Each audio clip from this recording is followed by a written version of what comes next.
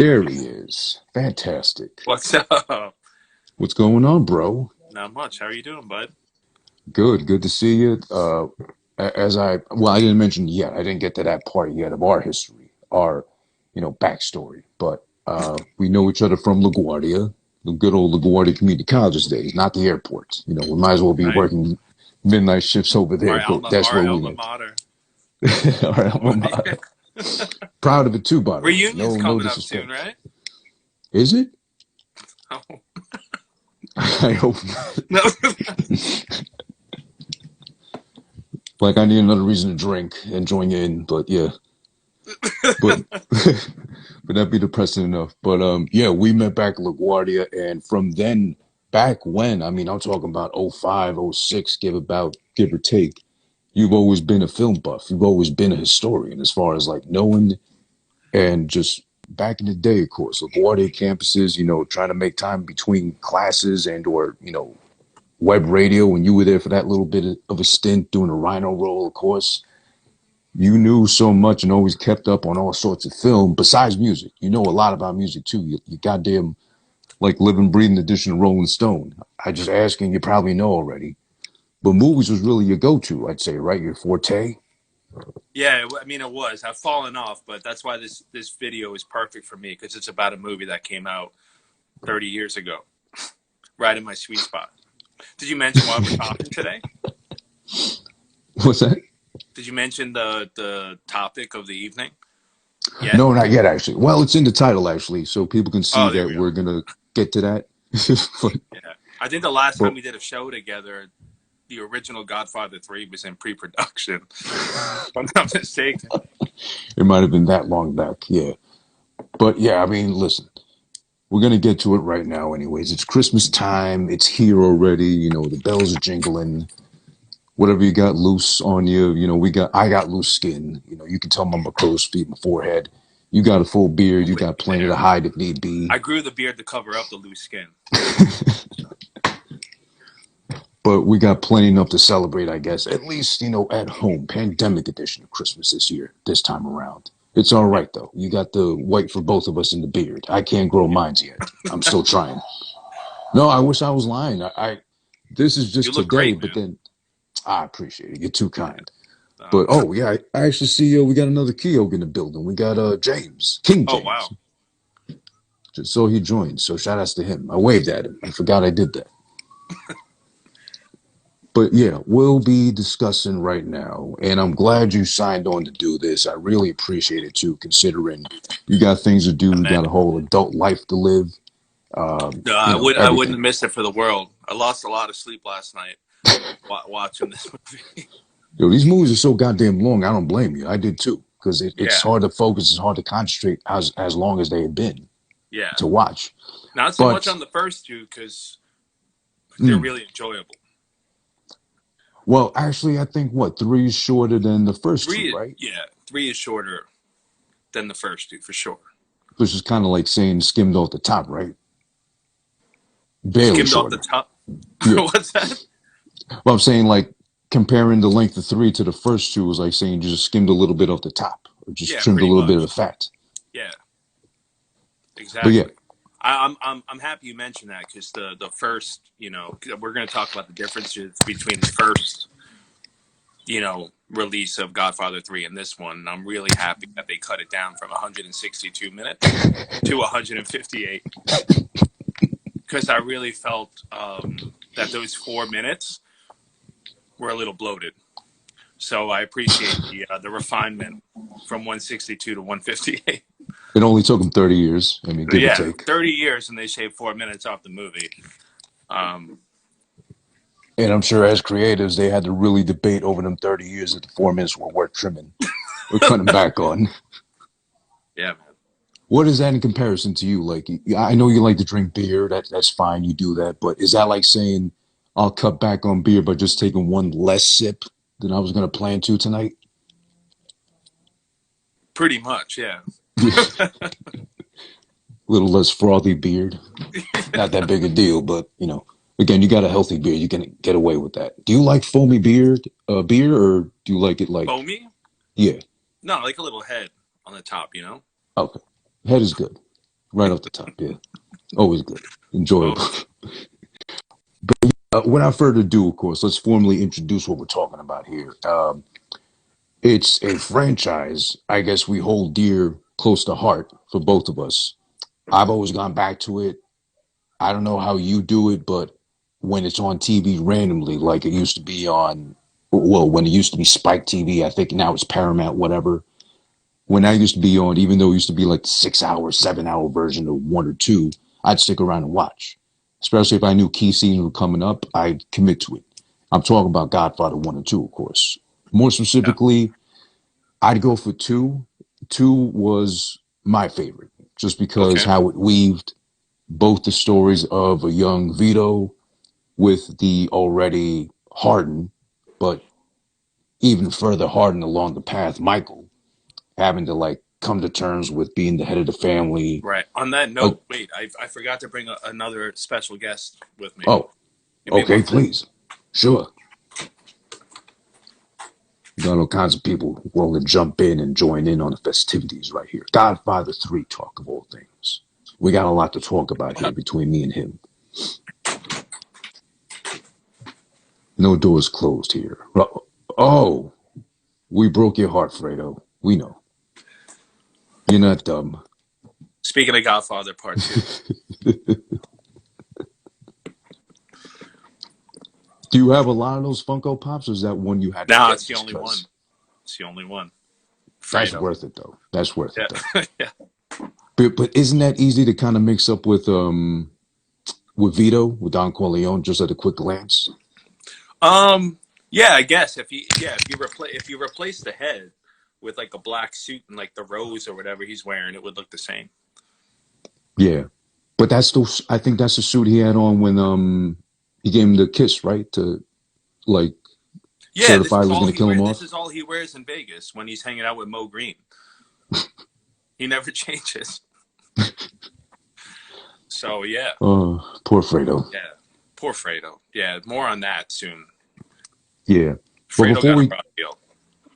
he did. I mean, there is that question I guess you could ask, like philosophically, like, do you even consider doing that to blood family ever? Does that ever cross your mind? I'm sure in dreams, fantasies, we thought of it. You got plenty of brothers too. I'm sure you wanted to kill them over like your action figures or something growing up. But would that ever, do you think, would that ever cross your mind ever into any sort of consideration, taking drastic action? No, I don't think so. There's I no don't way, think. right? No, I don't think so. I don't think I could do it. And then again, is there that big a scenario possible of betrayal, which would even faint in the thought of you leading down that road? To think that. Not me personally, because I'm not in the mafia. But it's been a while since I saw the second one. But I think Michael had his reasons. Yeah, that was pretty deep, though. I mean, to go the way Fredo did, of all things, against the family, blatantly like he did. But then again, you kind of had to take in consideration how dumb he was.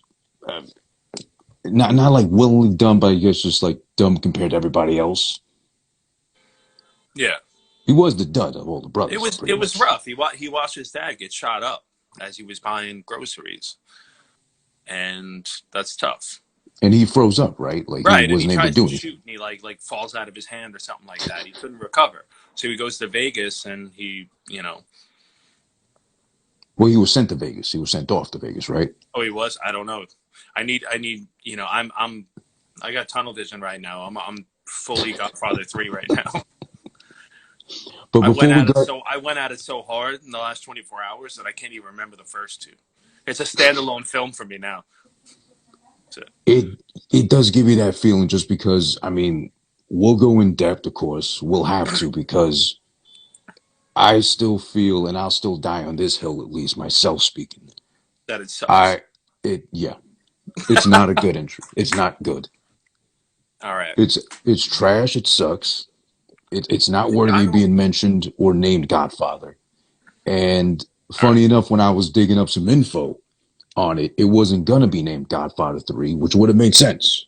So that way it would have been more forgettable easily for the people like me who don't like it. It was supposed to be called what it actually got released as now with this re-edited 30-year, aka Mea Culpa. This movie sucked 30 years ago. I'll just change it up now a little bit. Right, The Godfather Coda, uh, the Death of Michael Corleone. That was supposed to be the original name. That's what they wanted to right. name it. I don't know if it was supposed to have the coda on it, I but think he said that actually. oh, did he? Yeah, I think he said that. Well, I watched the newly released version of it, the 30-year anniversary. I fucked up. I'm sorry, guys. Here we go again. Take number two version of it. It's him. It's Coppola saying pretty much. I meant to name this the Godfather Coda, the Death of Michael Corleone, but the studio wanted to be three because obviously it makes sense. Part three goes with part two. Immediate Right. connection, so people are going to be instantly drawn to it. So that was interesting to know. So 30 years later, he finally Yeah, got I to mean, name they it how he put. wanted I to. was I was looking it up a little bit earlier. They put 54 mil into the budget, so that's a decent chunk of change for 1990. Yeah, I mean, So yeah, I can definitely understand why he didn't get his way with that. I get it, but then there's always that rumor before actually, jumping into the story, the whole narrative itself. There's always that rumor of basically the movie came to fruition just because he needed the money and the studio wanted to make some quick cash, I guess, too. Do you buy into that at all from what you got from the film? Oh yeah, 100%. Yeah, I mean he made a couple of Coppola made a couple of decent movies in the 80s, like Peggy Sue Got Married is a actually a really fun movie. Has a Hmm. young Nick Cage. And the movie he made right before was Tucker, A Man in His Dream with Jeff Bridges, Okay. which is also really good, but I don't think they made any money. So I 100% think it was a cash in. Now, was that pretty common back when, I guess, director kind of has two or three, let's say, duds or stuff that doesn't really pop off per se? They have to go back and make the big studio, whatever projects, try to like at least get some money in the bank back. Yeah, I mean, I think it's definitely happened before. I don't know if it was necessarily something that was big then. It's more like the whole releasing a third. I want to say Godfather. The second one came out in '74. Yeah, I could be wrong. 74. So making a sequel 16 years later was definitely not common at the time. And then not only that, but like the whole releasing it 30 years later, as you're saying, like I fucked up the first time. Here's the 30-year later version. Definitely is very of this time. Hmm. So no, I don't think it was super common. But yeah, he made bomb after bomb. Off the top of my head, he had Outsiders, which I saw once as a teenager, and I remember actually kind of liking it. But it's probably terrible now that I'm 35. A lot of things change between being a teenager and when you're 35. Oh, of course, yeah. Yeah, And like for instance, like when I watched Godfather 3 for the first time, Diane Keaton wouldn't touch her with a 10-foot pole. Now, I couldn't sleep last night just really, thinking about her. Diane Keaton, yeah, stunner. I'm glad you brought that up because Diane Keaton normally is a great looking, good looking woman. There's no question there. Is But she what though? the? Because I didn't think so. Okay, let me dial it back. I'm I mean, sorry that about was that. just like that was. I mean, she didn't look bad to me, at least in two, when she got slapped up because she aborted the kid, or was that one? Uh, No, I that think it sounds might have like been two. maybe it was two. I want to say Little two. little rough, little rough. Yeah, And it why is was. she allowed? Why is she allowed to dress herself in every movie? She's so out of place, right? Yeah, she's like She's just wearing like the like Queens of she's wearing Gambit. turtlenecks and suits and all that with ruffles. So Yeah, and I was saying I was glad you brought her up now. I wanted to get into that further along the line, but as far I as couldn't her wait.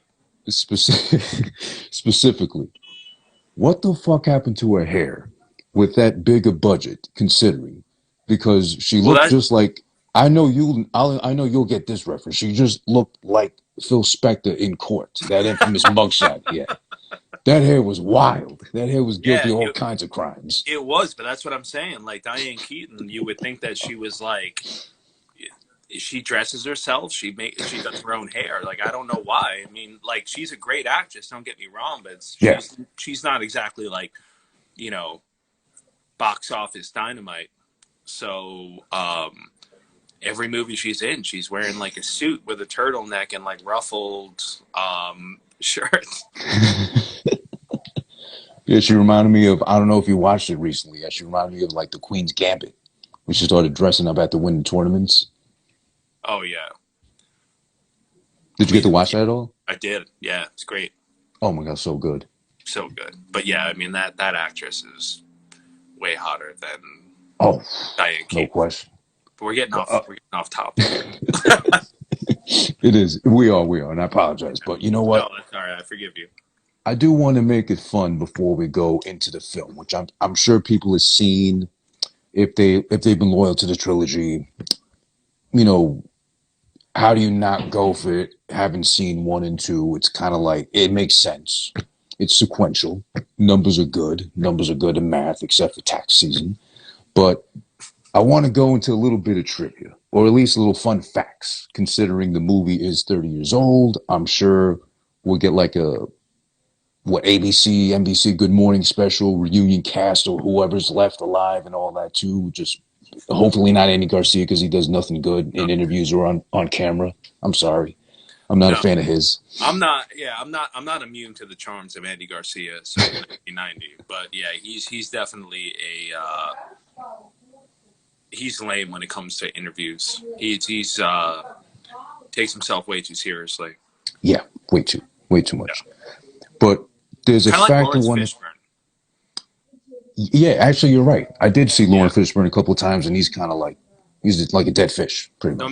no matter what they do, it could be a straight to DVD movie, and they're talking about it like it's Gone with the Wind. Yeah, but all right. So first one would be all right. We went through the title, we did that, but let's see. Oh, here's a fun one that's been alive since the release of three and hasn't died down since. Robert Duvall in one and two as the illegitimate brother. Well, the non, I guess, pure blood brother, Non-Italian. non Italian. I He's meant to a say that. he's not a wartime concierge. Yeah, exactly. There you go. So he's the one that's not Italian out of all of them. Yeah, Obviously, too, he's Irish, by the way he looks. and But his name. and the name too, of course. Yeah, But he didn't come back for three specifically, quote, the producers were being too cheap. yeah, they wouldn't pay him. Do Big you buy mistake. into that at all or Yeah, probably based on what the budget was already. You know, and I think yeah, they have to spend a good portion of it trying to get Pacino back. Well, Pacino doesn't seem to be difficult. I think he'd really take on anything as long as he likes it. He seems that way. And I've heard him say yeah, that too.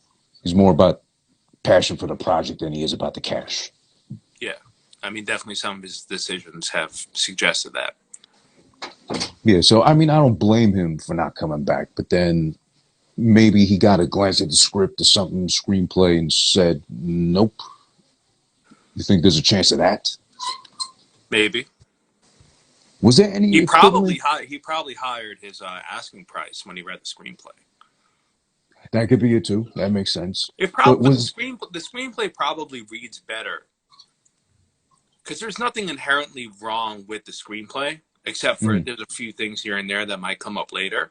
But there's right? nothing really wrong. It's the execution of it, which I felt the new one was it was better. You Hmm. watched both of them, so you got to correct me if I'm wrong. Yeah. But I felt myself from the last time I watched it a few years back. I felt myself rolling my eyes a little bit less. Just felt a little bit tighter. Hmm. Yeah. Yeah, I guess so. But But so like reading the screenplay, I don't think the issue is necessarily with that. I think they were probably just cheap and didn't need him back.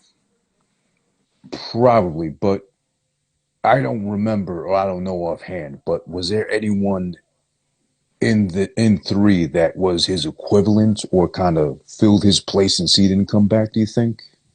Well, it's that guy that's in like soap operas from the 80s, the lawyer dude, and he's terrible. Oh, yes, I forget George his name. Hamilton. I'm Was so George disappointed. Hamilton, right? I think. George Hamilton, there you go. Yeah. Yeah. You're the And master now. I'm the apprentice. You could no, pull I out George only Hamilton. no, I only know him because I watched that show on ABC. What is it called? American Housewife, and Oh, okay. And he's on that? he's the neighbor. But I only remember it because I'm really bad with names. But I only remember because his face hasn't changed from Godfather 3 till this show. It's been the same. It's been just as Yeah. stiff. He's like, oh, he looks like a rotisserie chicken. He's just bronze through and through. Whatever he's been doing is working for him. But on that, so he's in it, and then not only that, but Tom Hagen's son, Andrew Hagen. Mm-hmm. Remember, he's the one that goes off to Right. Rome, Oh, right. played Yeah. by John Savage, Mm-hmm. an actor that's not widely known, but Mm. generally solid. Yeah, he didn't look familiar at all to me, so I guess not at all. Well, we'll move on to another little fun fact that I'm sure you'll get some pride out of. Winona Ryder, of all people, was actually supposed to be and just came short of being Mary Corleone in the film, which would have been a really pleasant surprise because I think we agree, in the film at least, Sofia Coppola was not bad looking at all up until she opened her mouth and started saying her lines. That's when everything gets ruined and goes down south. It's rough. I remember the last time I saw it, the original one, obviously, because the new one just came out last week. But the last time I saw it, I remember thinking, "Oh, she's not that bad." But after watching it again in the last 24 hours, it's pretty terrible. It's really bad. Well, more Uh, specifically, her acting. Looks her wise, acting, she is cute. she is cute. Yeah. Like I said earlier, a little bit. It's like somebody drew a picture of like someone very pretty, and then as they were like putting the quill back, just kind of caught the picture that hadn't dried yet with like their shirt sleeve and Yeah. smudged it up a little bit, just a touch. And it's just a little like that. But yeah, cute as a button. Cute. But that leads to ask because, well, actually reading up on that part, Winona Ryder actually confirmed it too in the interview where she said, basically, I just got done doing 3 films leading into Godfather 3. She made it to Rome and was ready to film, but she collapsed in the hotel room and the doctor said, don't you dare. So she had to pull Oh out wow. completely, just short of starting the film. And you're the movie buff. I'll ask you, have you heard of any of these 3 at all? She said she did, one after the other. Great Balls of Fire, Welcome Yeah, Back, Roxy Carmichael, and Mermaids. yeah. I mean, I've heard of all 3. I've Hmm. never seen the Roxy Carmichael one. Mermaids is great. It has Cher in it. Oh, that one. Yeah, Okay. and that's like peak Cher for me. You know what I mean? Is that like what, 80? I'm guessing 88, 87 something? No, it's probably like 89. I would say. I Hmm. would have said 90, but Godfather 3 is 90, so maybe not. Oh, yeah, Great Balls production of and such. Fire, I haven't actually seen. Hmm. It's about Jerry Lee Lewis, played by Dennis Quaid. So I don't Oh, know that why makes I've sense. seen it, but yeah, Yeah, Cher at that time, though, you're right. That would have been, no. well, no, that was still a nice looking That woman. was like Witches of Eastwick hot. Was that before or after If I Could Turn Back Time? Oh, good question. Wasn't it right before, I I want to think? say that's 87. I Really? could be wrong. Give or take around the same time capsule. Yeah, But I mean, same era. good enough. Cher's a good woman. I mean, she was at least good looking. Now I don't know. Is she like what do you call those philanthropists or something? She gives back a lot to charities, I guess, because she's not hot anymore. I don't know. Probably is, but Was she ever a great singer, or was she like too nasally, too goaty in the voice, like kind of like Rihanna is yeah, now? no, yeah, she's not a great singer. Hmm. Yeah, but you know, it's more than that. I guess there's always more to it though. It's a pretty package, but it's all right. It goes skin deep too. But Winona Ryder would have been now. Would Winona Ryder had made this any better? You think just looking at her, Yeah, 100%. It would have been better. I mean, acting and Sofia looks wise? Coppola, yeah, terrible. And look wise too. Yeah, Winona Ryder around that time was stunning. Oh God, yeah. But just from an acting standpoint, Oh, easily, yeah, that too. yeah, yeah. Here's one I don't At least know. an extra half star. At least something. She would have bumped it up somewhat. All right. So here's another one going on to Sofia Coppola. I didn't know this at all. I don't know if you did beforehand either. Sofia Coppola's official acting debut wasn't Godfather 3. It was actually Godfather 1, where she played, of all things, the baby boy getting baptized. Oh, I think I knew that once upon a time. So I would think maybe that's why I would think in my mind, if I'm Sofia Coppola and my acting debut was a baby boy of all things, when I don't know any better, I think I'd hold a grudge against Dad and probably bring it out against him in 3 when he's supposed to rely on me because, oh, I'm sorry, Winona Ryder pulled out because she collapsed.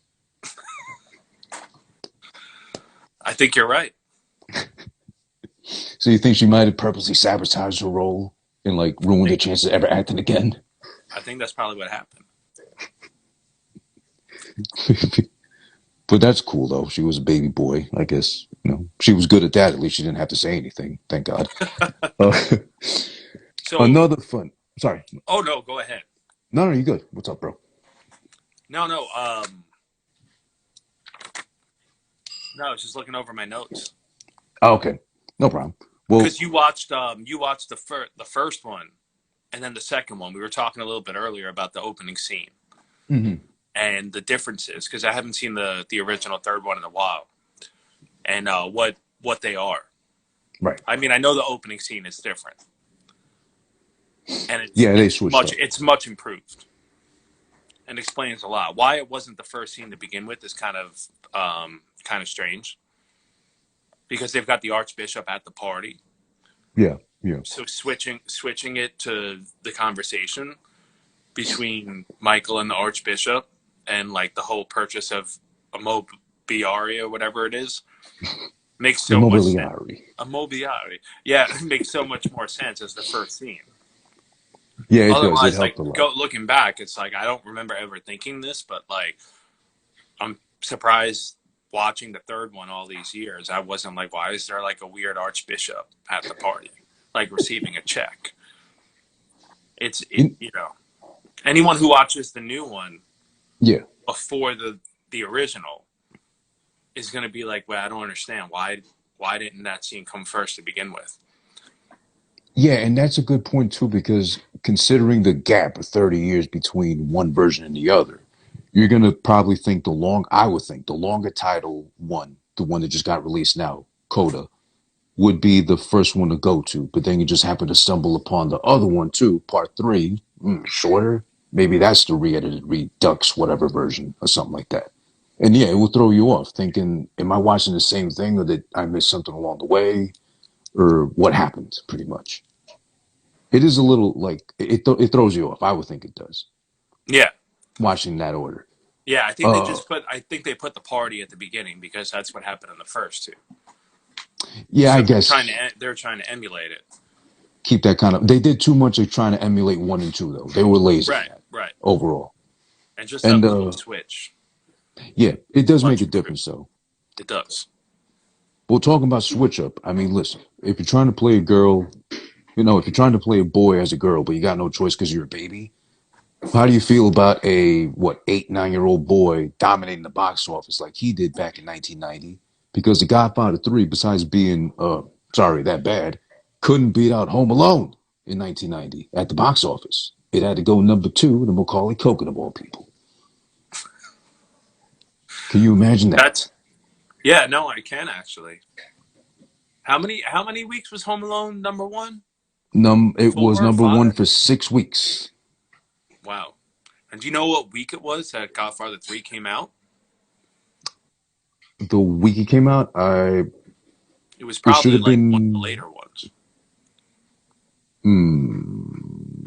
Not sure actually, but as far as I know, considering 30 years coming up, it should have been like the week of Christmas back in 1990, right? Yeah, but they probably released it a little bit earlier. Oh, you mean Home Alone? Duh. Home Sorry. Alone. I'm sorry. Yeah, yeah. Yeah, I'm sorry. I misunderstood it. So it'd be what I I think forgive you. late October probably. Wait, November 10th.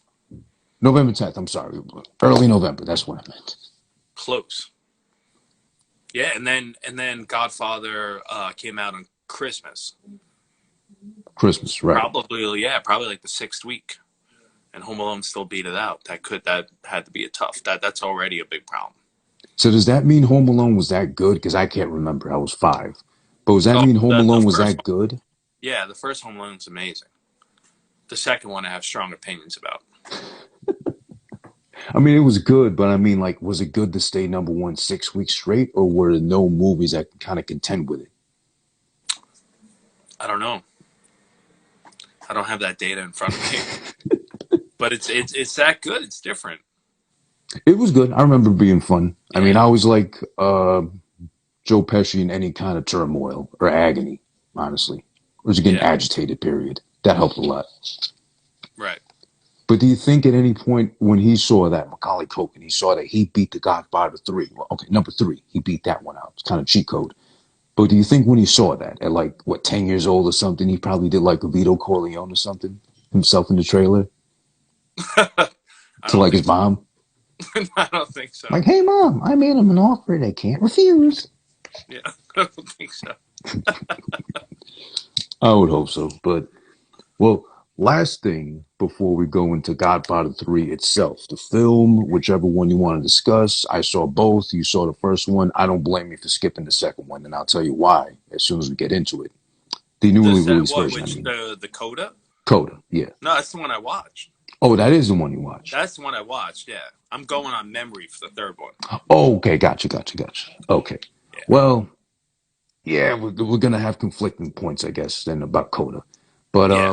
we'll get to that a I'll little bit. kick But that off right after this point. Yeah, okay, sure, no problem. yeah, But last point here is, of all things, there's been rumblings of a Godfather 4 for the longest time, despite the infamy of not being so good. The Godfather 3 has.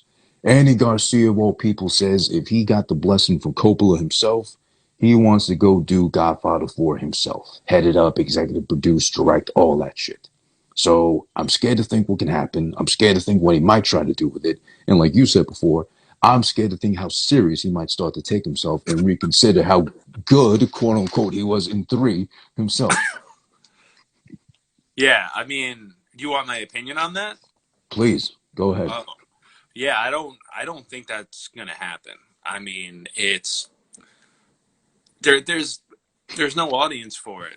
I mean, Andy Garcia, like nobody knows anything that he's done in ages. I mean, he's probably been on a TV show or something like that, but Wasn't he the dad in Shark Boy and Lava Girl or something like that? maybe. No, that wasn't Tony Banderas. I'm sorry, someone good actually, but still holding up. By the way, uh, Yeah. he was the dad in something pretty bad recently. That's what I remember. And then he was on George Lopez, like as the scumbag cousin of like the wife. Yeah. So you just proved my point for me. And he was just fat, so he was like himself pretty much, I guess, allegedly. Yeah. In that one. Right. Yeah. I don't think that's ever gonna happen. So So as long as Coda far has the rights.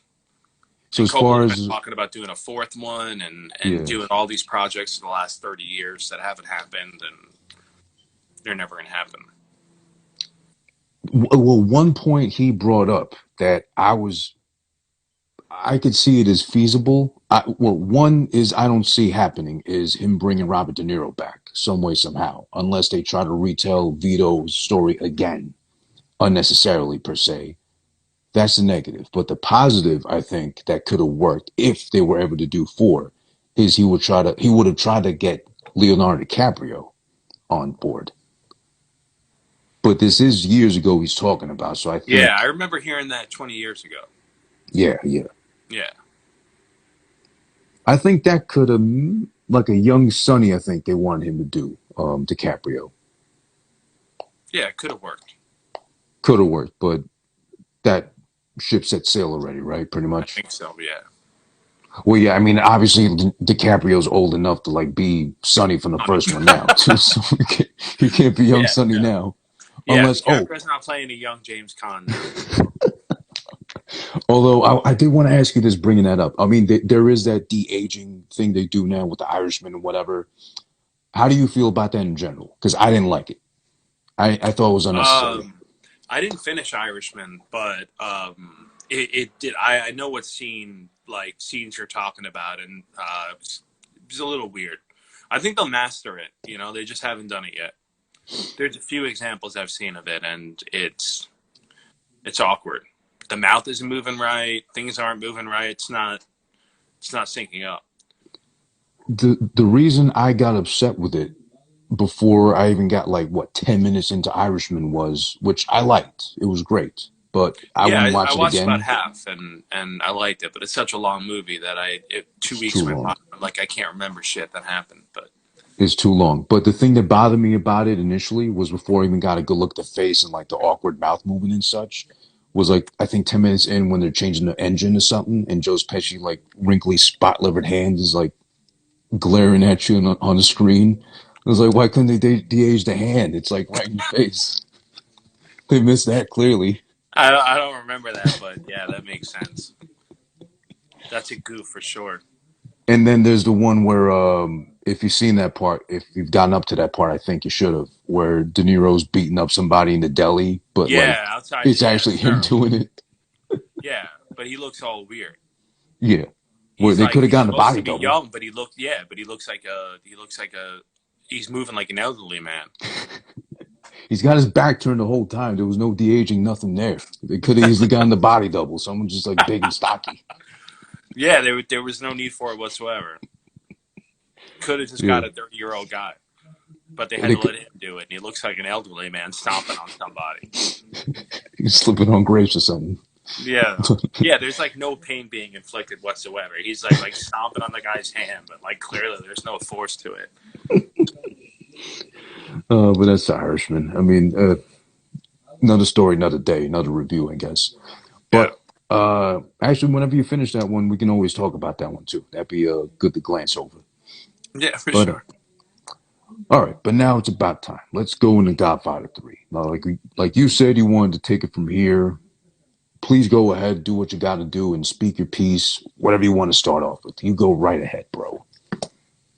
Yeah, no, it's not but by no means is it a great movie. It's I'm not even sure if it's a good movie, but it getting re-released, the scores are so much higher for it. Like on Rotten Tomatoes, it's gone from like, the original gets like 63%, and now it's up to 84. And Really? yeah, and I don't, and like you said earlier, I don't think that the changes are that significant that it would warrant that. I just think that for a very long time it's been hated on. It's just been like a given, like, oh yeah, Godfather 3, it's terrible. So now people are like, critics are being asked to like revisit it, Do and you they're think it's watching it. more? I'm sorry, I was just going to ask. Do you think it's more nostalgia factor kicking in for the higher No, I don't ratings think. now? I think it's watching it with fresh eyes. I just think that like a lot of people have been raised to think that it's this monstrosity, and it's not that bad. I mean, when it came out, it was following the first and the second that both won Best Picture. Both are in the National Film Registry. Hmm. So when it came out, everyone's like, okay, like let's see how this stacks up, and it just doesn't.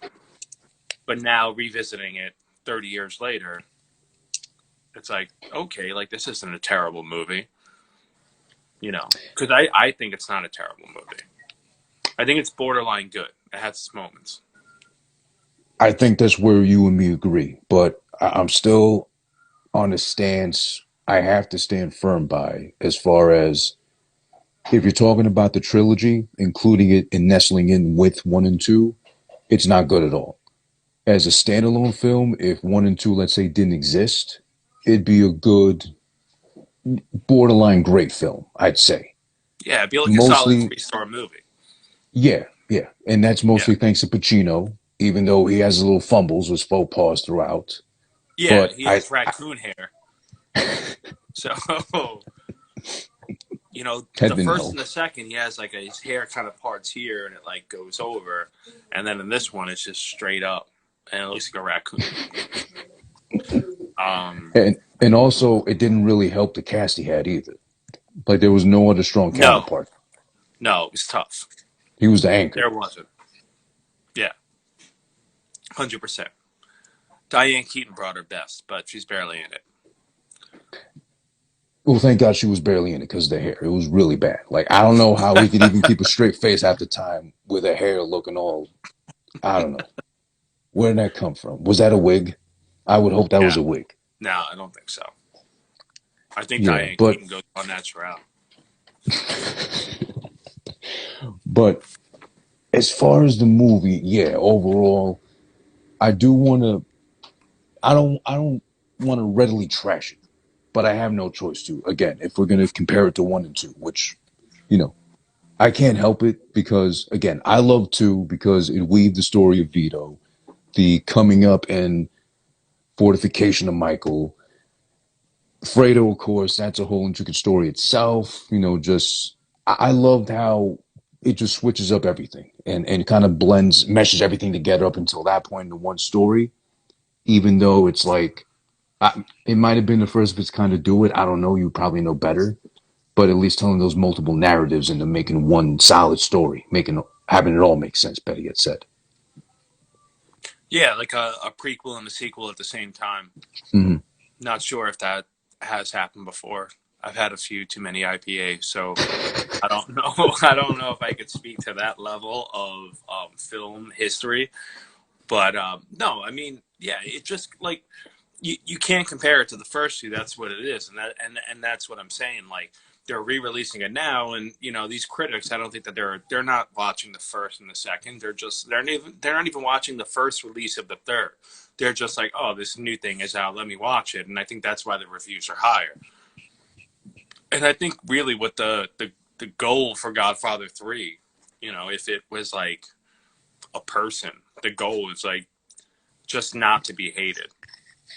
Because people talk about it like it's just this absolute failure, and it's not. It was actually nominated for 7 Academy Awards. It didn't win any, but it was actually nominated for Best Picture. Really? And yeah, and Best Director. And so it's interesting in that respect that it's like a director is going back and trying to right the wrongs of a movie that he was Mm. nominated for Best Director. So it's weird. It's crazy. And it made money.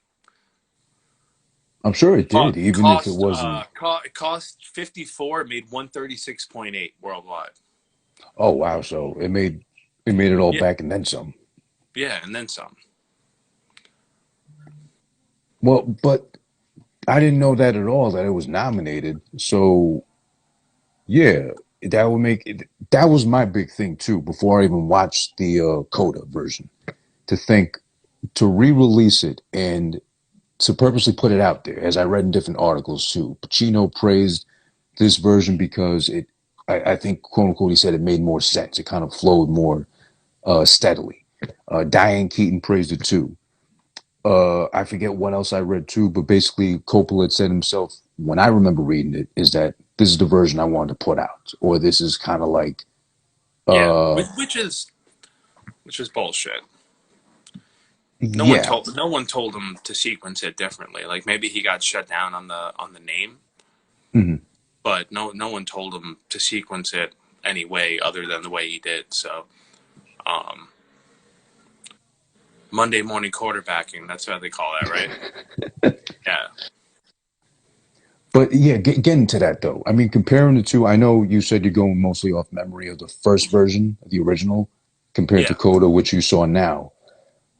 I can tell you at least, yes, you're right about the intro. It is different and it makes more sense as far as introducing the conversation Michael has with, I'm bad with terminology as far as church goes, the father, the priest, or The Archbishop? archbishop. Okay. I really wouldn't know how to even name those guys. I just know they're the guys with the robes, most of them. Yeah, it's Archbishop has the big hat. Okay, archbishop with the He's the hat. guy. He's got like an overbite. Like I have an overbite, but this guy's overbite takes it to the next level. It gets in the way of his cigarette smoking and it's talking. Yeah, So yeah. You know, But you know now you what? know who I'm talking about. Yeah, yeah. It's just it's like it's just a mess of I'm gonna like hold on. You know what I'm gonna do? I'm gonna grab another beer, ill advised, and then I'm gonna go on a rant. Oh, please do. That's what Okay, we be want. right back. But while he goes and grabs his beer, hopefully it's cold because he's Irish. You forgot to mention that part, but that's cool. I love him because he's honest in that sense. He doesn't try to play down the stereotypes or nothing. He's glad to drink. He's not drunk. He's not a sloppy drunk or nothing. He's able to compose himself. But then again, I guess the Irish DNA helps a lot. But goddamn, what happened to the accents? I mean, Andy Garcia was bad enough, but then most of them, like you said, the Archbishop and all them, everybody else can't fake an Italian accent. You pay me enough, I could pull it off. What the fuck's going on there? And 54 mil budge. Why not? He could do it. I could do it. Give me enough incentive, enough motive. Robert Duvall didn't have to do it. He does it half the time as a New Yorker would heavily. I don't know. Just waiting on RYNO. That's his nickname. Ryan, otherwise, to get back here and talk some more Godfather 3 talk.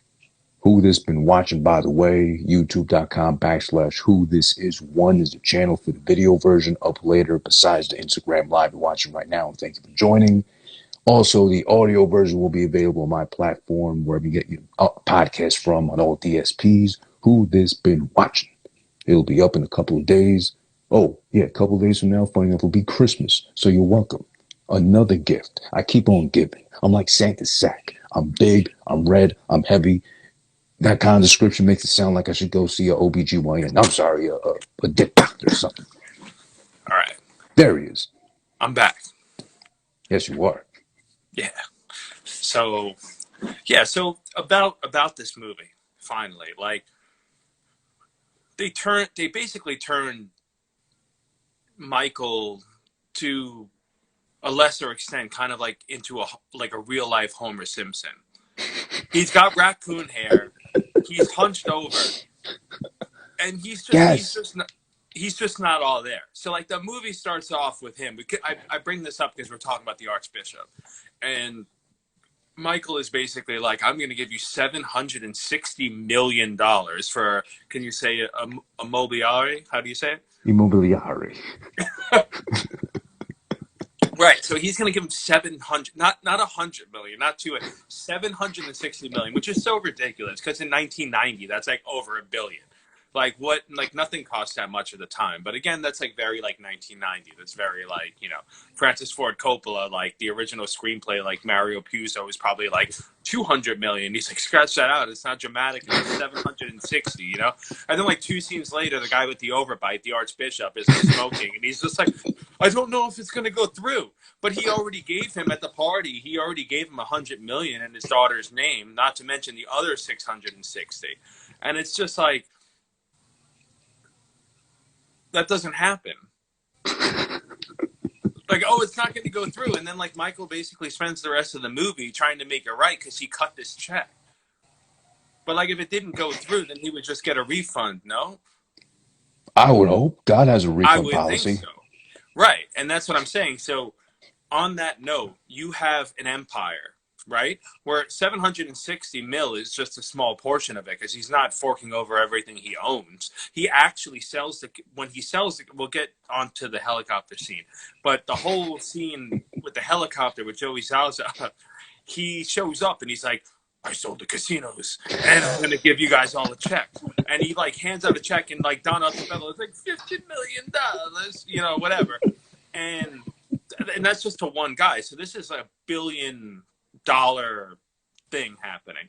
I mean, it's just the Corleone family is a $1 billion industry, multi-billion-dollar industry. All right. Yeah. And this is where the whole. Go ahead. No, I'm saying I was saying yeah to what you were saying. Right. I mean, they're worth billions. And so all that said, Michael doesn't have anybody around him in that family and that corporation or anything that's even remotely hungry to be his number two. You At know how all. we know that? Do you know how No, we no know one. that? No, how? Well, because Andy Garcia shows up to the party in a leather suit jacket. the illegitimate son of hot-headed dead brother. And he even says later on, I had to sneak in. So he wasn't even invited to the party. He rolls in and forces himself in through the side door with his leather suit jacket and goes into the office with Joey Zaza with a drink that Talia Shire has to take away from him. Right? And Yeah. he goes in there, and Michael doesn't even know who he is. He basically, Joey Zaza is like, I have a problem. This guy that works for me. And within 10 minutes, Andy Garcia is his number two. Or Instantly. instantly. Magically. So like this billion-dollar corporation that's making the front pages of the New York Times and all that, it's got nobody that's interested in they haven't been grooming anybody. It's just been Al Pacino with his raccoon hair and his hunchback just going around and being like, oh, I made $60 million today. And it's just like it's ridiculous. And Oh, and speaking of Zaza, it was Zaza, right? please, That was his I name. lost sleep over this. I could tell. Joey Zaza, played by Joe Mantegna. Don't you? I think me thinking out loud here. Don't you think that could have been played a lot better by someone who's became my favorite over the years, Chaz Eva. Palminteri? Oh yeah, but I don't think Chaz Palminteri had a name for himself at the time. Not yet, right? Because Bronx Tale was No, I don't think so. after. Yeah, I think Bronx Tale's '93. Mm. Yeah, but it could have been played better by anybody. Yeah, just about. Yeah, just about. And so Andy Garcia works for him for some weird reason. I don't know if he had like a legit job interview where he showed up with his resume and like Joey Zaza interviewed him and was like, you know what, you're a good fit, or if he just hired him so he can just like sling insults at him and call him like bastardo and stuff like that. But he shows up and he's basically like, I have a problem. I just want to find out if it's my problem or your problem. And Pacino's like, your business is your business. And he's basically like, then it's my problem. And it's Oh, like, my problem. no shit, Sherlock. Like, what does it have to do with him, Like, why doesn't he just fire him if he's his boss? If it's Like, that bad, right? your employee's not performing, to your expectations. So you, like, show up to his uncle's mansion during a party or during this honor. So that happens. And then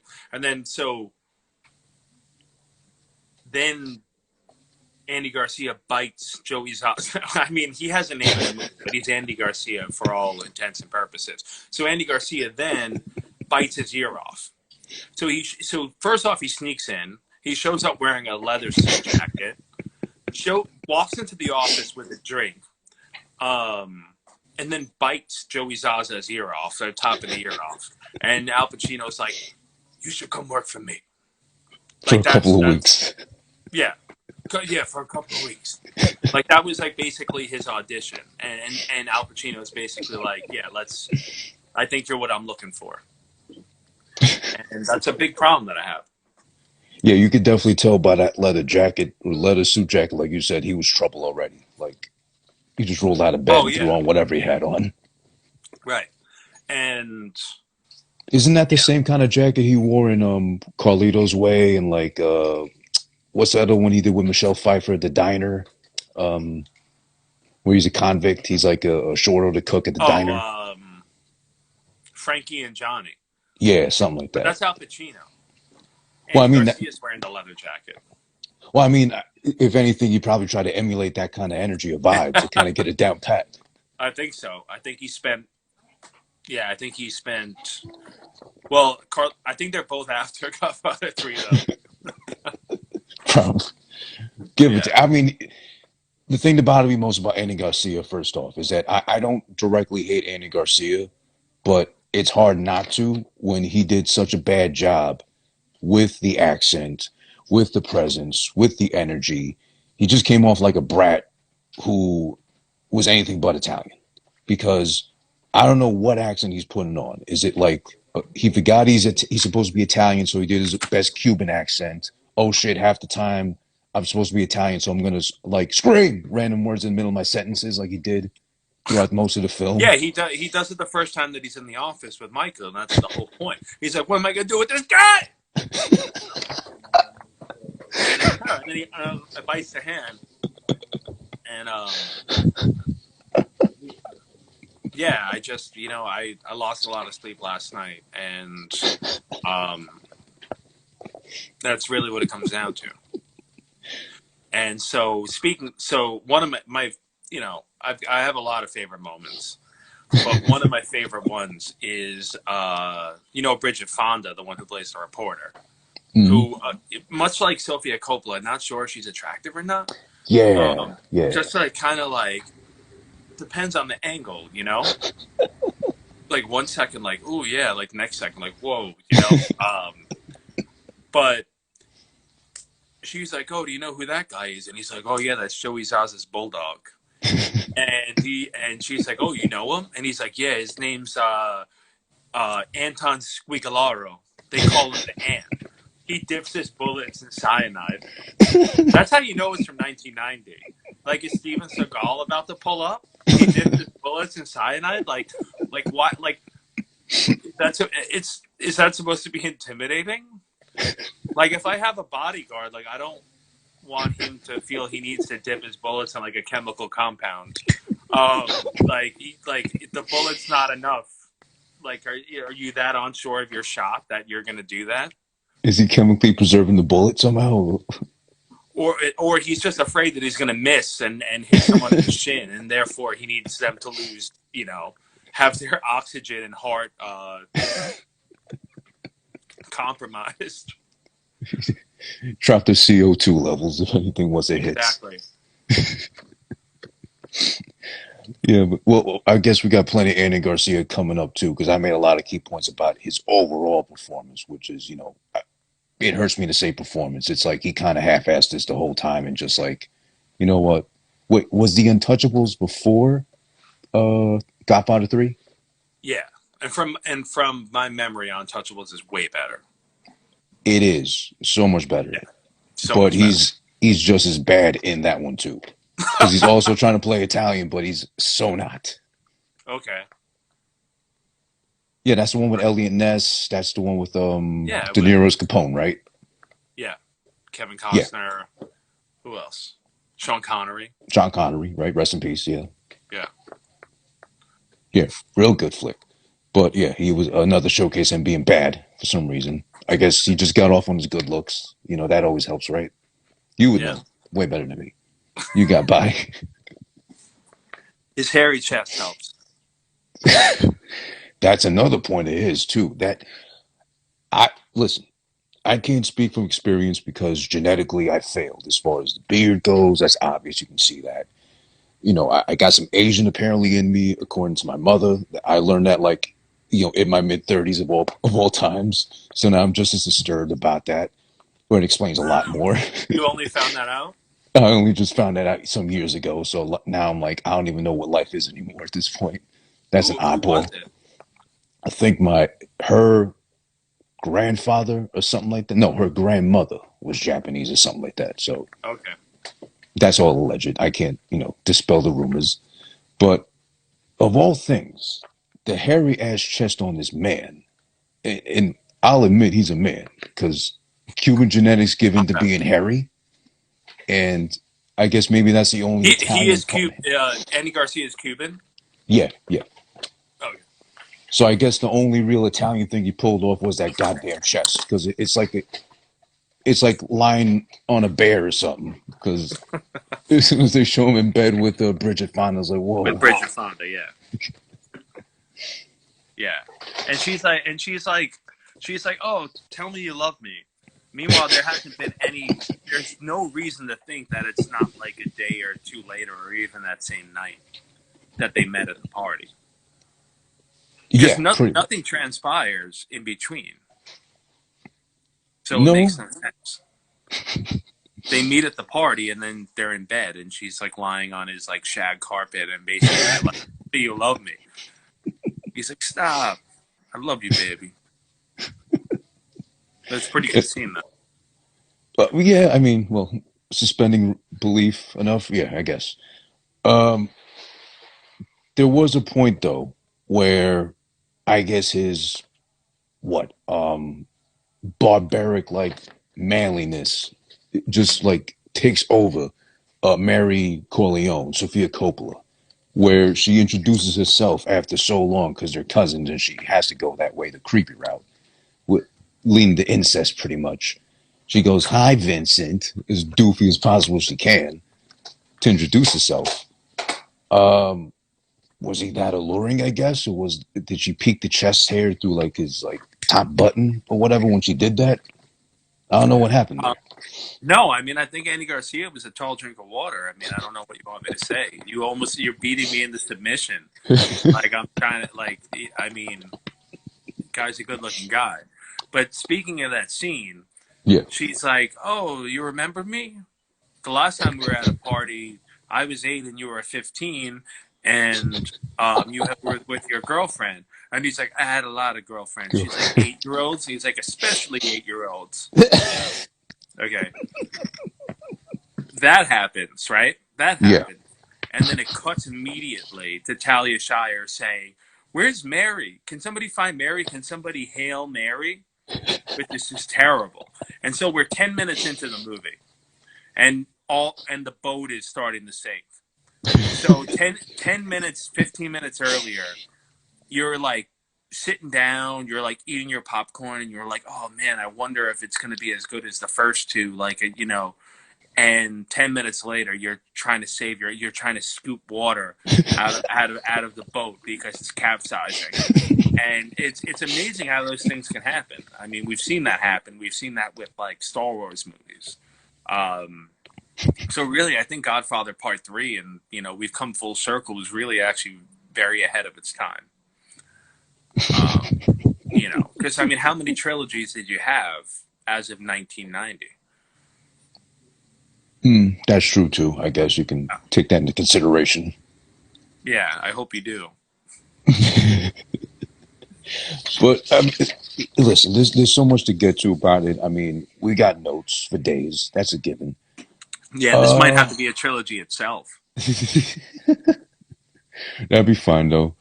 Yeah, But there's also, I mean, listen, the thing that bothered me too about Sofia Coppola, besides the obvious acting and the blunder throughout the almost 3 hours of the film that it was, I think another bad sign as soon as you start the film or as soon as they start picking up the story is when you find out she's named of all things Mary Corleone. Now I get it maybe because of the Virgin Mother Mary or whatever too, yeah. but Mary and Corleone aren't really simpatico as far as like name combos go.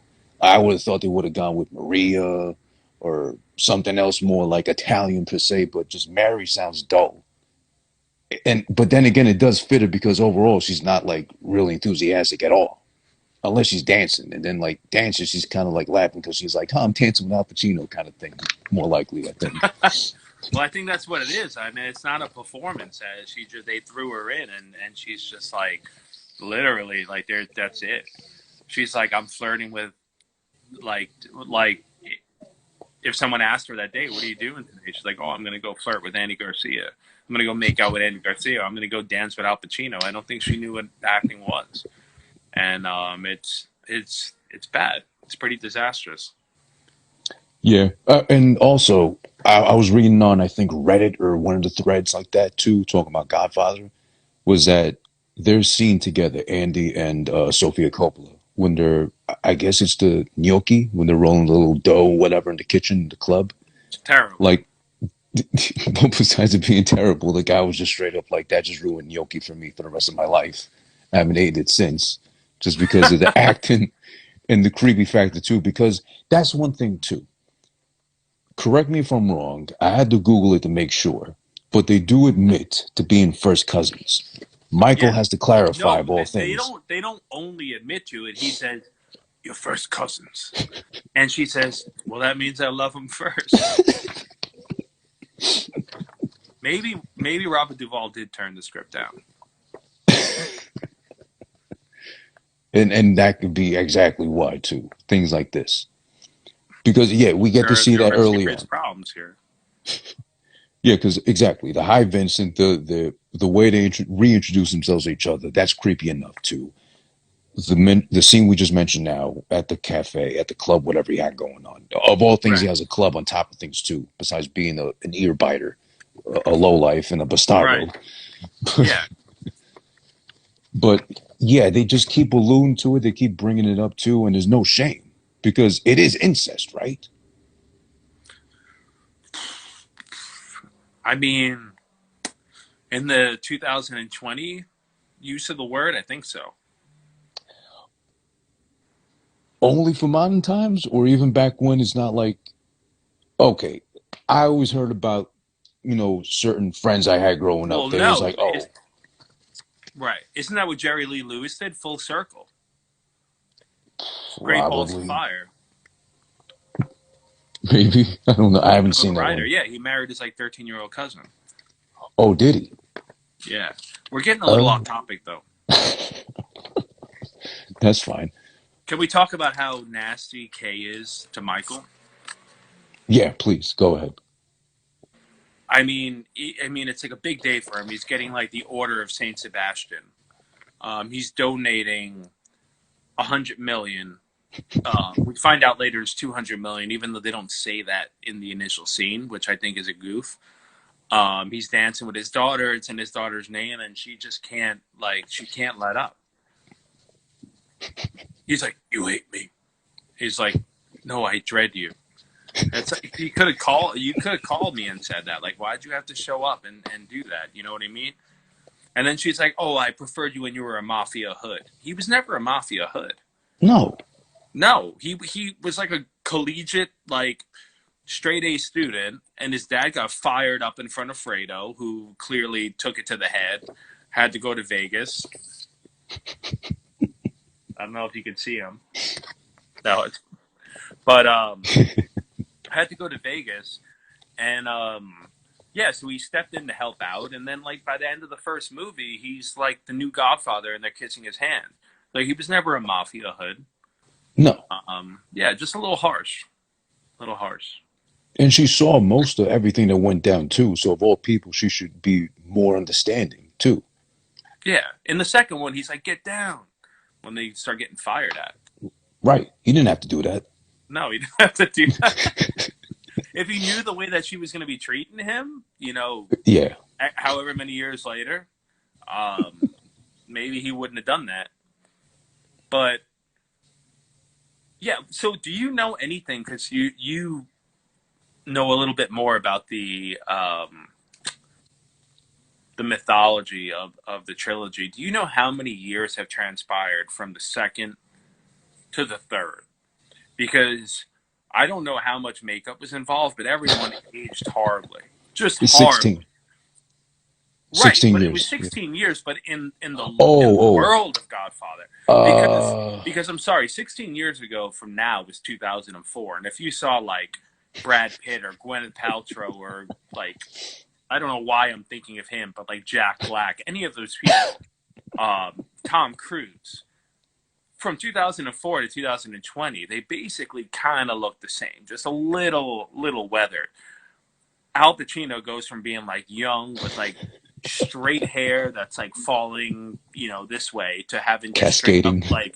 like a stuck his finger in an electric socket raccoon hair. Talia Shire looks, she just looks like an old woman. Yeah. Um, Not bad, but older. Never bad Talia Shire. No, no, no. She's No. underrated. Looks wise, she's underrated, I'd say. Oh, 100%. Especially That Adrian in reminds me of Rocky. how upset I am at you for not inviting me for the Rocky Four podcast, but Oh, man, that was a launch one too. But we got to do a Rocky Five one. yeah, I'm dying to do a Rocky 5 one. Absolutely. Only Because Rocky Five. Any only mention, Rocky 5. any mention of any of the other Rockies, and it immediately just the video ends. But yeah, You can mention Mickey, but only Mickey's like semi-transparent on the subway platform. right towards the very end of the street fight. Exactly. Remember who loves a rock? Yeah. Because Mickey loves you. Um, But yeah, I mean, going on to the other very harsh moments. Yeah, you did want to bring up the helicopter scene. Everybody getting shot up unnecessarily because they're old as fuck already. Why bother? Yeah, I mean they're all going to be dead within the next 5 years anyway. But I guess time is of the essence. And what about the guy who's like, "My lucky coat, my lucky You coat," go. and he's like turning back at everyone, telling them like they give a shit. They're all getting shot up if they're not already dead. He's making no attempt to get it off the hook. He's just No, hugging it, and he gets blasted. It's bad. that's like the people with like ADHD that like pull on the push doors and don't get the point of like reading the sign in front of them to just like pull instead of push as hard as they are. Yeah, pretty much.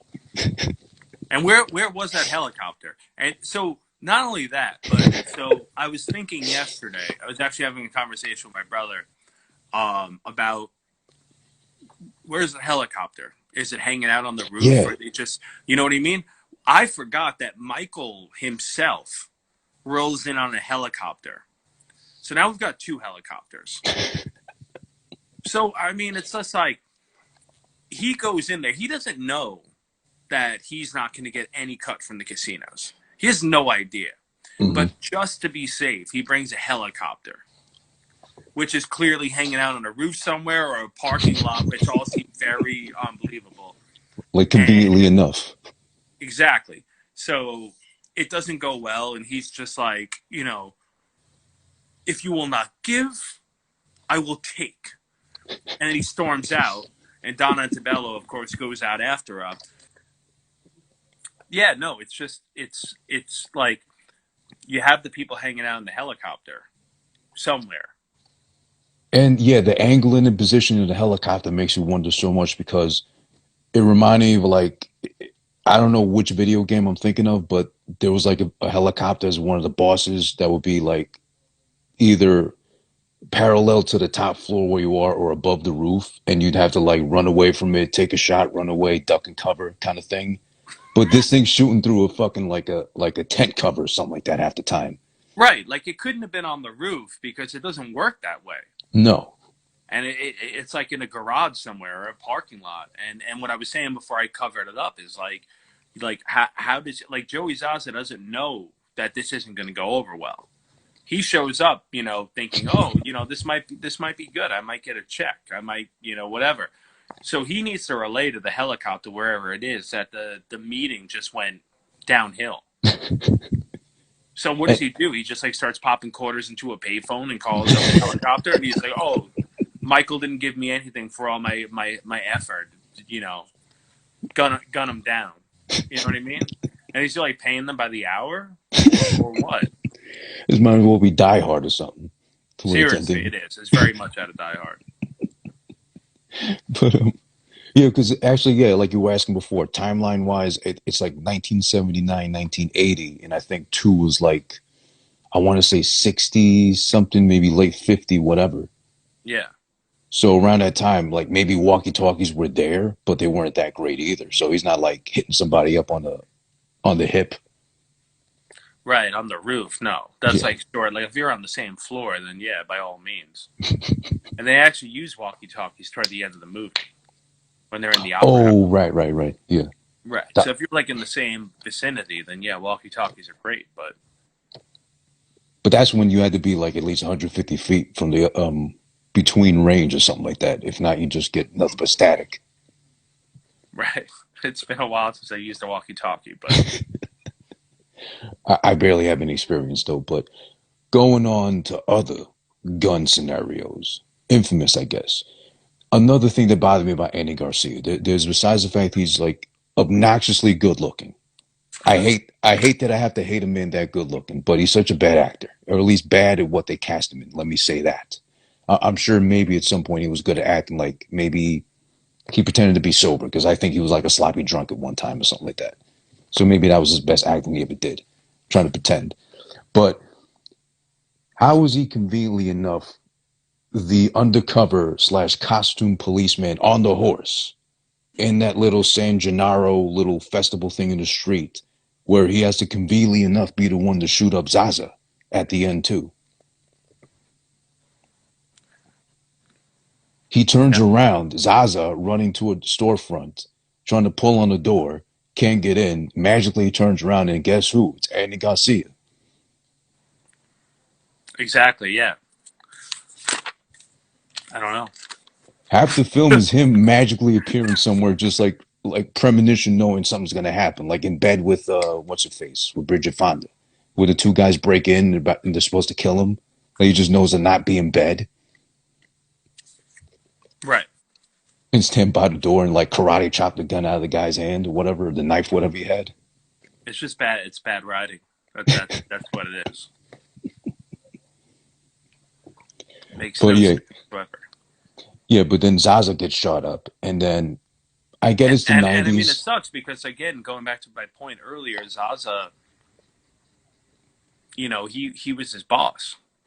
right? So, that's every employer's like worst nightmare. Your ex-employee rolls up on you on a horse dressed as a cop, and then you shoot them point blank, while shouting their name. So And magically galloping off like he'd been riding horses his whole life too. right, yeah, it's not okay, like you said, it might have been like 79, 80, but this isn't, how would he, being born in New Jersey, know how to ride a horse with his background? And not only that, how would he know how to ride a horse so well that he can get away from the authorities? Yeah, and Zaza apparently was the boss that also had a helicopter on call to shoot up a bunch of old men too. So that's a pretty cool boss, I think, or someone you don't want to let go of. Right. So why do you even need to work for your uncle, Mr. Corleone, whatever? But he Well, gets shot up. he had Don Altabello's backing for the helicopter hit. Ah, well, okay. I guess that makes sense too. Okay. But Yeah. then Zaza gets shot up, and then I don't know if this bothered you as much as it does me sometimes in old movies, or I think when effects were kind of like up to date enough to make it look convincing, or there's other movies of that time frame that made it look better. But when he gets shot up, it looks like they just squeezed out marinara out of his jacket or something. He's just holding on Yeah, like a hot it's pocket, not believable at all. like he's just holding his hot pocket, like and he just happened to fall or something. Yeah, no, it's the wrong shade of red. 100%. And then it's a wrong shade of red too at the very end. We'll get to that too. But when Mary gets shot straight through the chest, it's like a deep wine spill or something instead of like getting shot. Yeah. But we also got to get to the infamous line from the movie, the one, I guess, part that people like enough. I liked it, but not the line itself. The pull me right back in line that Pacino has. Yeah. I'll Just when I think I'm out, they pull me pull me back in. right in. Where I like the lead into the line, actually, where it's Vincent, his name is Andy in the movie. And I just like the way he says it one time, like, will you shut up? He keeps No, that talking. part's great. Yeah. Because most of the movie is that just Andy talking out of line or just talking all this Well, that's shit. what I'm Like, saying. That goes back to it. It's like you have enough money. Your company has enough money that you can cut a check for 760 mil, and this is your knight in shining armor. He yeah, just talks out of line the whole movie. Then not only that, when he's laid up, when he has his diabetic stroke, right after that line that you mentioned, then hmm while he's in the hospital and he's completely comatose, they go and they kill Joey Zaza, and then he gets pissed off about that. So he's just mad the whole time, yeah. and he's nailing his daughter, On top of his cousin too, slash his his cousin. his daughter, yeah, who happens to be it's a mess. Yeah. It's a hot mess. And don't you think that something would have been more convincing, or just about any kind of medical condition would have been more convincing than a diabetic stroke? No offense to diabetics, but you know. No, yeah, I don't think they mentioned that he has diabetes before that, which is again very like 90s movie, just kind of like anything goes, Hmm. kind of like the cyanide bullets. It's just like he starts freaking out and he can't breathe. He's like, oh, he needs his diabetic med. They didn't mention that earlier in the movie. but I mean, I would have just picked again. That's a good point you make about the '90s, kind of like free for all with the rules and such. Nothing applies pretty much. But I would have thought of something more convincing, at least. Like what happens to just having a regular stroke, or like Bell's palsy or something like that. But diabetic Yeah, feels like a little too specific. it's very specific. And then Um, you just see him half the time like munching down on it was snacks like or like, yeah, and then like when he's like there hanging out with the guy who's going to be the future pope. Another point. Let's talk about the Pope after this. But he's like, "Oh, can you get me orange juice or something like that?" And then then the Pope, who's not the Pope yet, but he's just like talks to the other guy. And 2 seconds later, he has this tray with like this immaculate picture of like orange juice, and candy, wrapped candy. Um, but that said, too, one thing that I didn't even have in my notes because it kind of snuck up on me. They go through two popes in the movie. oh, you're right. They go through two popes.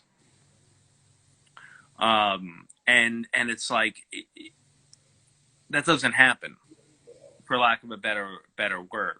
I'm not an expert, but generally these, they have pretty long tenures at the Right. Vatican. It's a whole process too to even transition from one to the other, right? Like Yeah, normally. not in this movie. Within 158 minutes, we've got two. So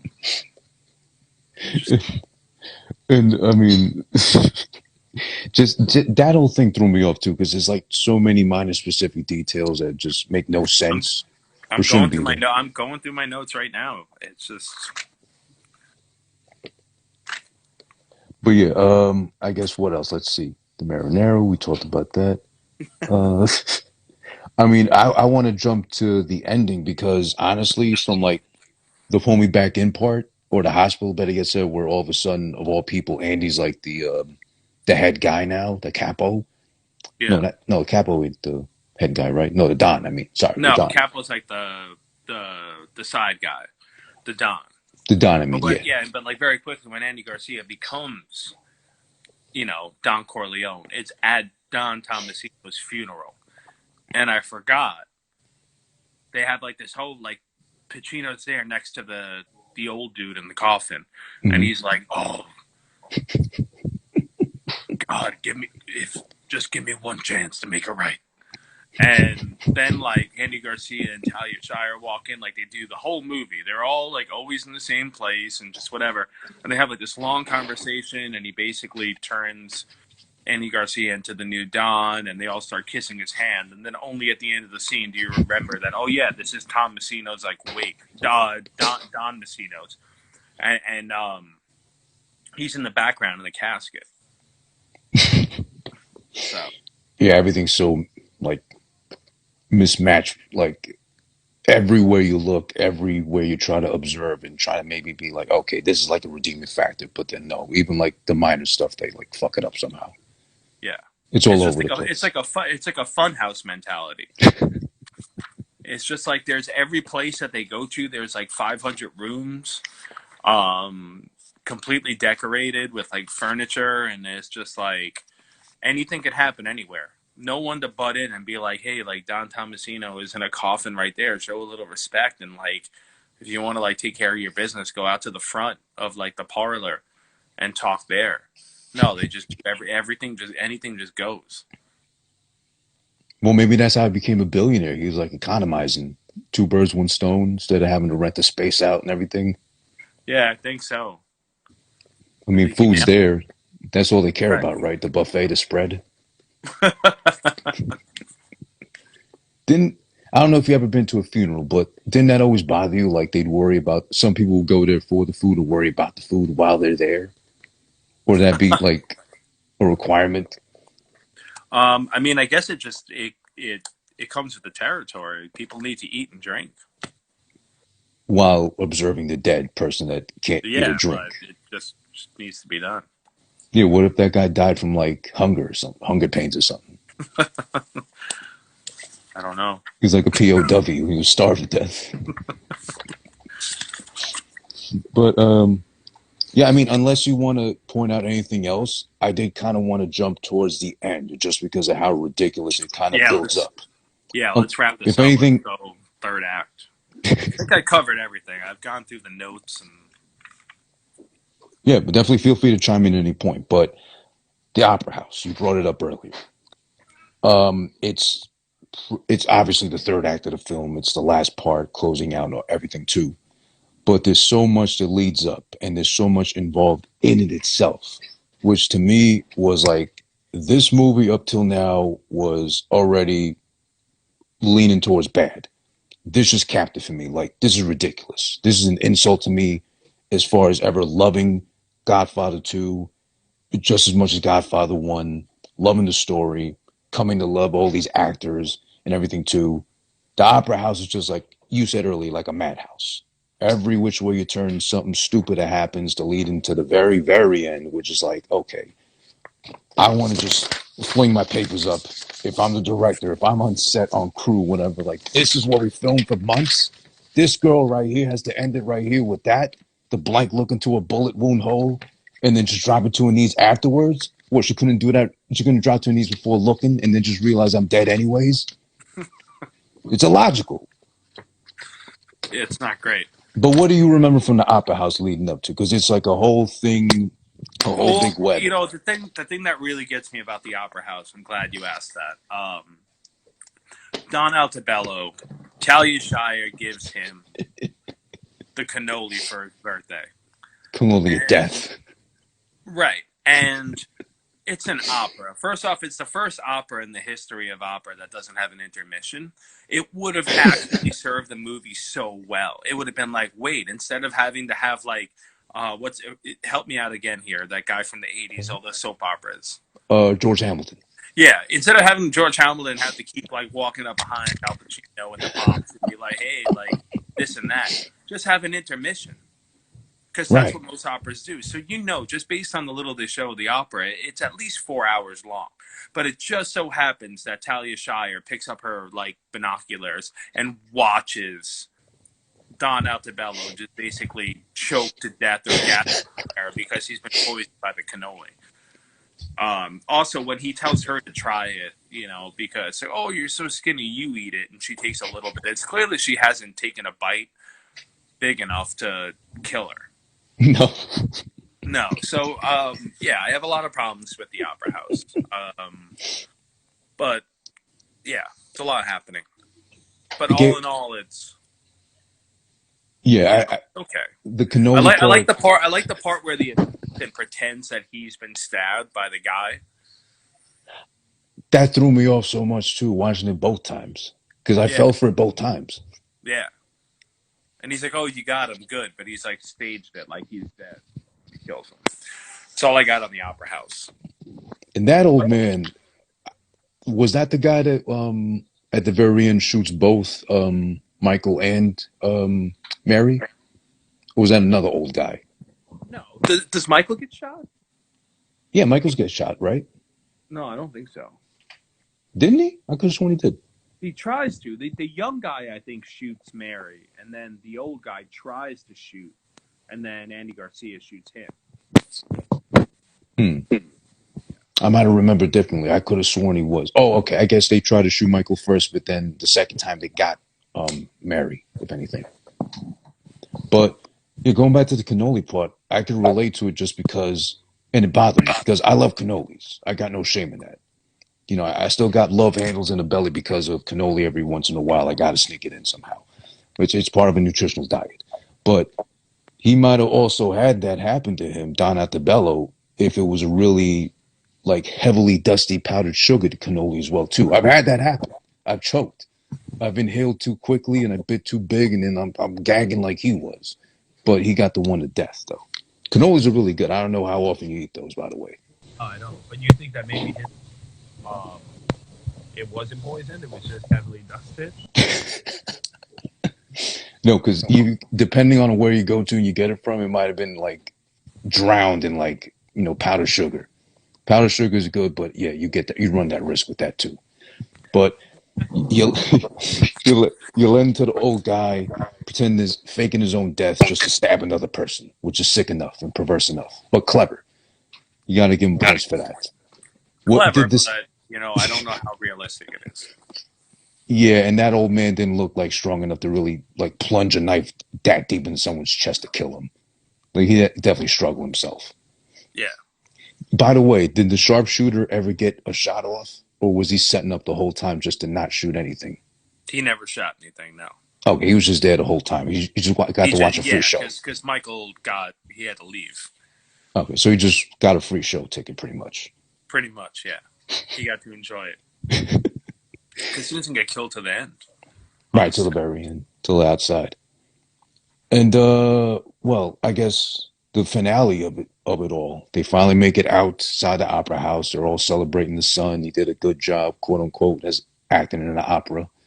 You know, then of course we get the scene where we're concerned about like the safety of Michael and unbeknownst to us, Mary, because they try to shoot at him, bang bang, they miss. Apparently, I could have sworn he got shot for some reason, but then they end up getting boom, they get married, Right.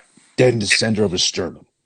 Now listen, they messed up again like they did with Zaza earlier with the marinara spilled on his chest.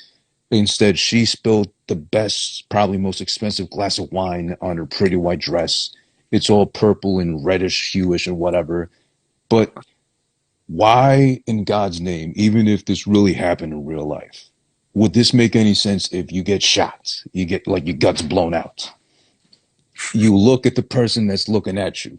You look down at the wound. You look back up, dad, and then drop to your knees and then die. Is that the sequence?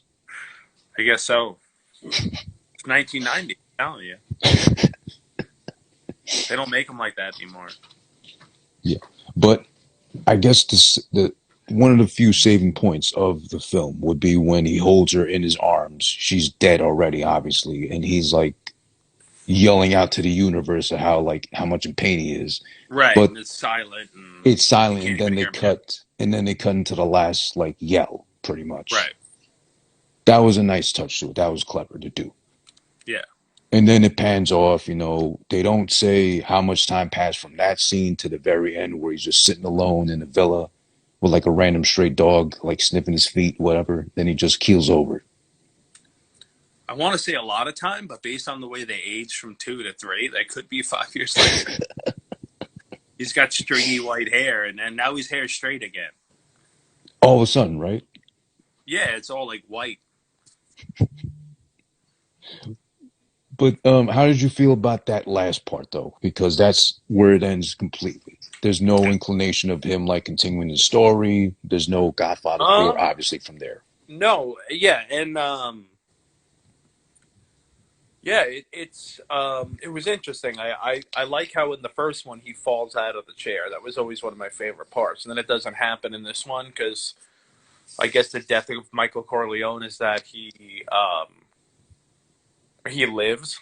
It's more painful that way, you know. Mm. Um, yeah, but I think it's done. I think Godfather's done. Nothing's done. So which version did you like more? The old one where you see him dying, or I guess now I where he think has to live? overall I like the new one better. Although I would have liked him to fall out of the chair again. Yeah, it was a good fall actually. I don't know if he It's did a it really good. himself. Yeah, I don't know if he did it himself or like he I had a think stunt I think guy. he did it by himself. Yeah. But yeah, overall, that's Godfather 3, Coda, whichever one you go to, the OG version from 90 or the Mea Culpa. I'm sorry, forgive me, mama, you're dead already, but here it goes anyway, 30 years later, if you can see it from heaven. Coda, the death of Michael Corleone. I didn't mind it so much, but goddamn, it really didn't do a thing to salvage the movie from being, in my opinion, not so good. So my final verdict for it, if you ask me, obviously you're watching at this point, listening to, I appreciate you, whoever you are. Uh, this didn't do anything to salvage it, so I'll still say it's very bad. Godfather speaking wise, as a movie itself standalone, it's okay.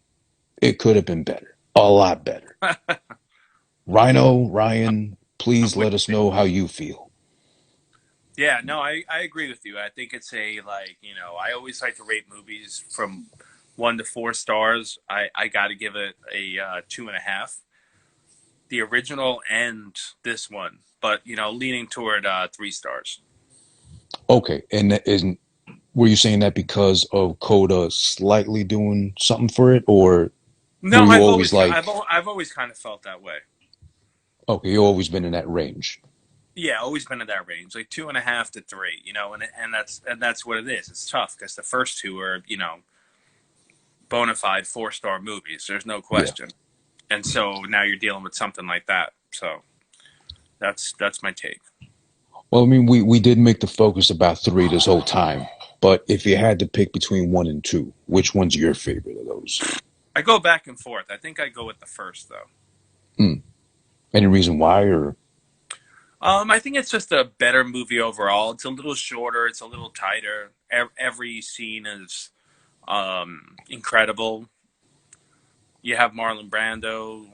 Um, the second one just it gets that like Vegas '70s color going, and it's a little Mo Green and Fredo, rest in peace, with like hmm. the yellow jacket, and it's just a little you know, Yeah, but it's close. and that's a thing that three really missed a lot. Like one and two had that kind of every scene flows into one another, makes sense, builds into something at the end, and it's not trying hard to be anything.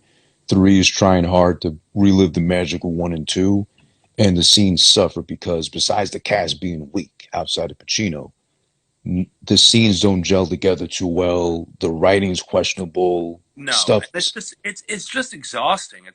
Yeah, it's not a fun movie to watch. Like you I'm like feel the 3 hours with this one compared to yeah one and two. You yeah don't. right.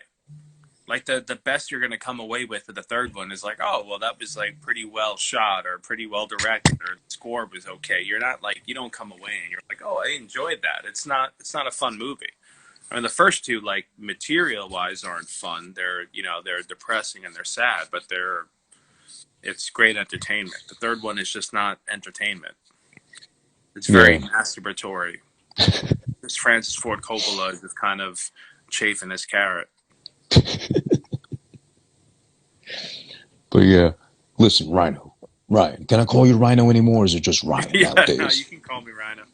Gotcha. RYNO, I appreciate you so much for agreeing to do this.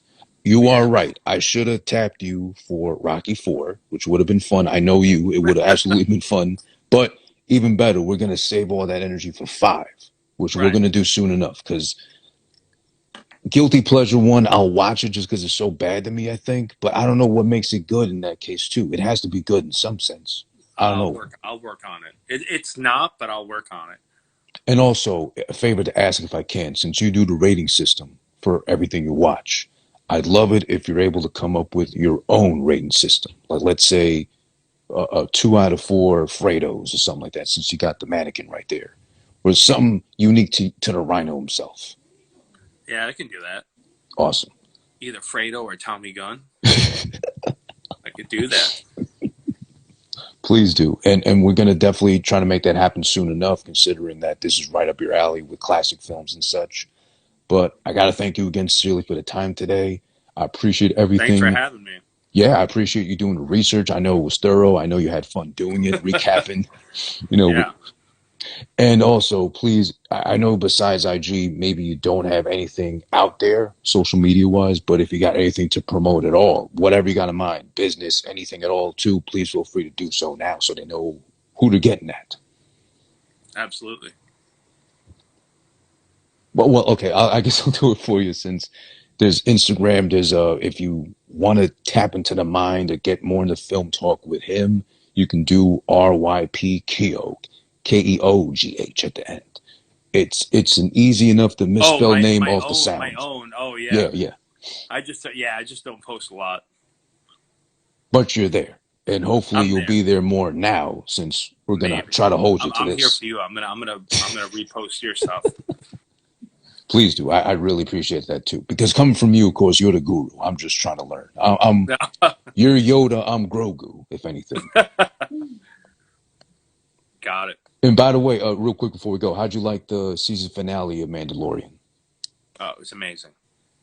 Did you Loved it. feel any way about that re de aging?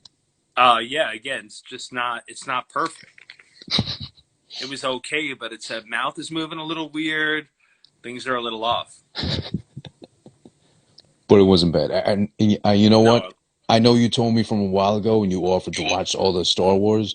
I'm gonna have to do it now and take you up on that just because it was Mandalorian was so good both seasons. Oh yeah, yeah. I'm gonna rewatch it with Sadie very soon, so we can like sync it up, Oh, nice. That'd be good. watch it in real time. Awesome. Let me know how that goes with Sadie. Shout outs to her as well too. Listen, I've told you before, but I'll make it public now so everybody else can know. This guy right here, the RYNO, is so awesome. Such a film buff, such a pop culture buff, such a music buff, everything imaginable. All the cool shit you could think of randomly, whatever he knows already. I'm jealous that he's going to pass all that on to Sadie and that I can't die now so I can come back as his child just so I can inherit all the knowledge he's going to pass on to that lucky seed of his. Sadie, you have no idea how blessed you are. Thank you, man. I appreciate it. And thank you. And I appreciate everybody out there who's been watching right now. More importantly, who this been watching. Today was Godfather 3 Talk with, of course, the one and only RYNO, Ryan, at RYP Keogh on Instagram. Please make sure to check out the podcast itself, visual format, youtube.com/who this is one. The audio version will be available in a couple of days on all DSPs. That's Spotify, SoundCloud, Apple, Stitcher, whatever you use to get your podcast from, an audio format, and plug them in your ear holes and listen. You can do that. A couple of days from now, Christmas. Why not? I'll make it a Christmas drop. With Ryan's permission, I'll do so, unless he wants to hold on to it for a little later after New Year's or something. What do you say, man? No, right away. Right away. Exactly. Yeah. Like I'm holding burning coal in each hand. I don't know what to do with myself. Marinara sauce in the case of Zaza. Let's pay homage to him since he's the fallen hero with the Exactly. helicopter on speed dial. Really, really. Yeah. On But his think cell phone that didn't exist yet. the big break phone. Popping quarters into a payphone in the hallway of that place. Meeting didn't go well. Commence with copter. Mow him down. Mow him down. Gotcha. Thank you, bro. I really appreciate the time, though. Yeah, man. Happy holidays. Happy holidays, Merry Christmas, Happy New Year, if you're allowed to say that anymore. Merry Christmas, too, by the way. It's not a sin. No. All right, bud. All right, man. Love you, bro. Take care. Love you too, man. I'll see you soon. All right.